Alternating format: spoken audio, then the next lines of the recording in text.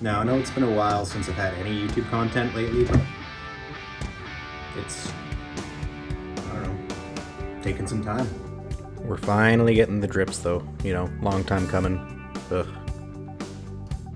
With all the projects I got going on, you know, just one of those things. I'm hoping to kind of get some more time for it, but stay tuned because the JagSan is going to be coming out. That thing is sick. As you can see, you know, pretty standard looking Nissan, got the rust and everything. Even got an old toolbox in the back. But that's where my rad goes, because nothing fits in this truck. It's almost like it wasn't designed to handle a 4.2 liter Jaguar inline 6. But as you can see, if you play around with some cutting torches or angle grinders enough, or even the TIG welder there on the oil pan, you can kind of get anything to fit if you ask hard enough. Now with that said, you can also see the stainless mufflers I got in there with the cooling pipes running down. I know it's been a while since I posted anything, but bear with me please. It's been snowy out. The snow's finally going away. As you can see, I got lots of projects to work on.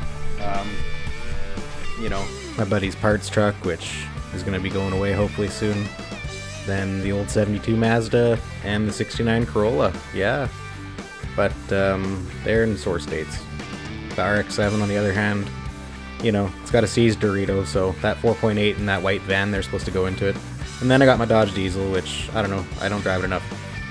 the biggest thing I'm looking forward to though, the JagSan. That thing is gonna be tight. Real tight. You'll see. I mean, it's probably one of those things I only came up with after, you know, a few beers, a measuring tape, a couple of deals that came by.